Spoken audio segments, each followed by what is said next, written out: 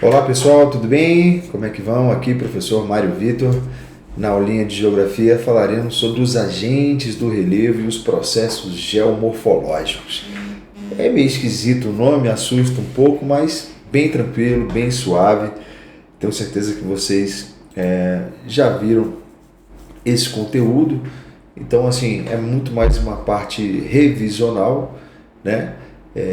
E falaremos hoje dessas questões dos relevos, como é que eles são transformados, as paisagens ao redor dessas transformações.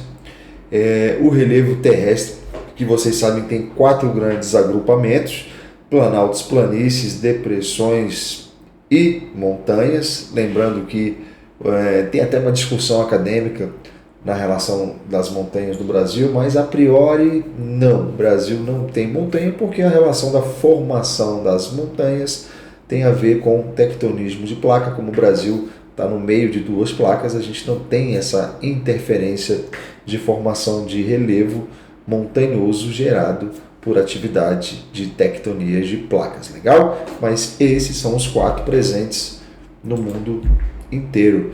E aí os agentes do relevo, a gente tem 2 caras, os agentes internos e os agentes externos. Os agentes internos, a gente, dentro da geomorfologia, a gente chama eles de agentes endógenos, que na grande parte é o tectonismo, acompanhado dos abalos sísmicos, do vulcanismo, mas o tectonismo é o grande protagonista desses agentes endógenos. A formação dos relevos, esses agentes internos, isso acontece desde da formação do nosso planeta há 4,6 bilhões de anos que essa movimentação, essa transformação está acontecendo. E a transformação do relevo, enquanto os agentes endógenos formam o relevo, os agentes exógenos eles vão transformar o relevo, agentes exógenos ou os externos. E aí a gente está falando de vento, de chuva, de sol, a própria força da gravidade, os seres vivos, fungos, bactérias, a ação humana também. Então a gente tem a combinação desses 2 agentes, endógenos e exógenos, a gente consegue compreender a formação e a transformação dos nossos relevos na superfície terrestre. Legal? Quando a gente fala de agentes externos, os exógenos, tem uma palavrinha que a gente tem sempre que ficar muito esperto, que é o intemperismo. Intemperismo. Tenho certeza que vocês também já ouviram e sabem o que é. Intemperismo é o desgaste da natureza por ela mesma. Então, se a gente tem um desgaste, ora pela água, ora pelo vento, chuva, os raios solares, essa provocação de desgaste vai fazer com que a gente tenha tipos variados de intemperismo. Se a gente falar sobre a força da água na rocha, o desgaste que ela provoca, a água, estaremos falando de um tipo de temperismo químico, porque a água ela tem hidrogênio e oxigênio na sua formação em elementos químicos, então um intemperismo químico. Quando a gente fala de um desgaste da rocha provocado pela alternância de temperaturas mais frias, temperaturas mais quentes, estamos falando aqui do intemperismo físico. E por último, quando a gente tem a interferência de fungos, bactérias relacionado à transformação, aos impactos dessa rocha, estaremos falando de intemperismo biológico. Beleza? Não podemos esquecer desse intemperismo. E o tectonismo está aqui, ele corresponde aos movimentos, e deformação da crosta terrestre. Aqui a gente tem essa ilustração aqui retratando as profundidades do nosso planeta. E aí a gente pode ter, dentro dessa dinâmica, dessas deformações, a gente pode ter a orogênese ou a epirogênese. Muito fácil. A orogênese é um movimento o qual vai se originar as cadeias montanhosas, como o Himalaia, os Andes, entre outros. E a epirogênese são movimentos predominados verticais de grandes blocos rochosos, provocando soerguimento e subsidência. E aí a gente tem por último as falhas e as dobras, que são deformações na crosta que podem gerar os terremotos. Então, tectonismo passa por essa combinação aqui de características. As placas tectônicas, vocês já sabem que elas têm movimentos distintos de ocorrerem, né? O primeiro deles, o movimento convergente, onde eles se encontram, eles se chocam, né? E isso vai provocar uma subducção, ou seja, você vai ter uma estrutura rochosa sobreposta à outra, você vai ter colisão, você pode ter terremotos, vulcanismos, etc., formando montanhas. A outra movimentação das placas tectônicas é as placas divergentes, elas se separam, elas se afastam. A gente vai ter isso muito no oceano, na falha oceânica, lá na dorsal mesoatlântica, por exemplo, é um grande exemplo. E a gente tem as transformantes, elas nem se chocam, nem se afastam, elas se resvalam uma nas outras. E aí a gente tem a ocorrência de grandes terremotos, a falha de St. Andrews, lá nos Estados Unidos, que até um circuito turístico dos Estados Unidos é muito caracterizado por essa movimentação de placas, a transformante. Então temos esses três tipos. Os agentes internos, caracterizados pelo vulcanismo e os terremotos, né? O vulcanismo, que é o conjunto de processos relacionados à ascensão de magma para a superfície, e aí quando ela atinge a superfície, ela vira um magma, e esse magma ele vai ser resfriado, ele vai ser solidificado, até gerar a rocha magmática. Os terremotos são as vibrações da crosta, né? Provocado pela liberação repentina de energia acumulada. E aí a gente tem, onde tem o foco, chamamos de hipocentro. E a partir dele, a gente tem ali a capacidade de medir a intensidade desse evento. Aqui, como eu citei, né, o temperismo relacionado às suas variações físico, químico e biológico. Legal. A gente tem a parte da erosão também. A erosão ela vai acontecer muito no solo. A erosão é a remoção do transporte de partículas do solo, né, que são fragmentados pela rocha.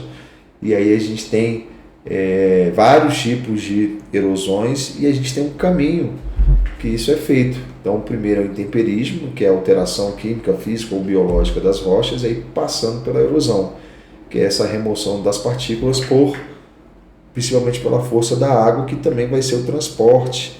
E essa água vai transportar esses materiais erodidos, que a gente pode chamar de sedimentos, e vai ocorrer a sedimentação, que é onde eles vão ficar acumulados, depositados, geralmente quase sempre em locais de baixa altitude, locais mais rebaixados. A gente tem tipos de erosão, no caso das erosões hídricas, impacto das gotas, erosão laminar, sulcos e ravinas, vossorocas. É muito comum a gente observar em propriedades as vossorocas, principalmente depois que tem uma grande chuva. Tá lá, olha aqui, um exemplo aqui, ó. Grandes canais, cortes profundos no solo. E aí, quando a gente fala de erosão, podemos falar da erosão eólica, da glacial, movimento de massa. A erosão eólica ela vai ser produzida pelo vento, né? O vento ele remove, transporta, deposita partículas, formando dunas e outras formações. A erosão glacial ela vai ocorrer em regiões mais frias, né? Onde as geleiras ali erodem, tem a erosão das geleiras e o transporte e a deposição de sedimentos. O movimento de massa são deslocamentos do solo e rochas em costa abaixo pela ação da gravidade, né? Então aqui está um exemplo. Isso ocorre muito em períodos chuvosos aqui no Brasil, principalmente no Sudeste e Nordeste, onde a gente observa esse fenômeno. A parte triste disso é porque você tem vidas ceifadas através de desastres, né? Enfim, é muito sensível do ponto de vista humano. E aqui a gente tem a parte nossa, ação humana e como que ocorre esses processos. Então, o ser humano, que ele não é um agente natural, nós somos aí a parte antrópica da coisa, e a gente que faz o desmatamento, as queimadas, a relação da urbanização, isso tudo vai criar um impacto. A urbanização, por exemplo, você vai impermeabilizar o solo, você vai dificultar que essa água seja absorvida pelo solo, pela vegetação, ainda mais se não houver vegetação, né? Se essa vegetação ela for retirada, isso vai dificultar imensamente a mineração também, que vai desgastar profundamente a relação do solo, você vai ter impacto nas águas, enfim. Então, a ação humana ela é muito séria. Pessoal, aqui eu trouxe para vocês duas questõezinhas para a gente finalizar aqui. O relevo terrestre é o resultado de uma longa história de interações entre forças construtivas e destrutivas. As grandes cadeias montanhosas, como os Himalaias, foram formadas pelo encontro de placas tectônicas, enquanto as planícies resultam em grande parte do acúmulo de sedimentos transportados por rios ao longo de milhares de anos. Com base no texto e nos conhecimentos sobre geomorfologia, o que é correto afirmar? O que vocês acham? Deem pause no vídeo, analisem em 1, 2, 3, 4 ou 5. Aqui seria número 3, aqui, ou a letra C, se fosse por letra, né? A formação das grandes cadeias montanhosas resulta dos movimentos tectônicos convergentes à orogênese, enquanto as planícies de sedimentação são produtos de agentes externos, como rios e erosão.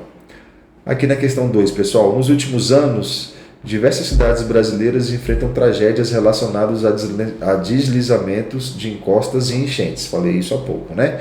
Estudos apontam que o desmatamento em áreas de encosta, ocupação irregular e a hipermeabilização do solo urbano são fatores que agravam esses eventos, especialmente durante períodos de chuvas intensas. A partir do texto e dos conteúdos de morfologia e ação antrópica, a relação mais adequada entre os processos descritos é o que, pessoal? 1, 2, 3, 4 ou 5? Como é que vocês analisam aí? Deem pausa no vídeo. Analisem.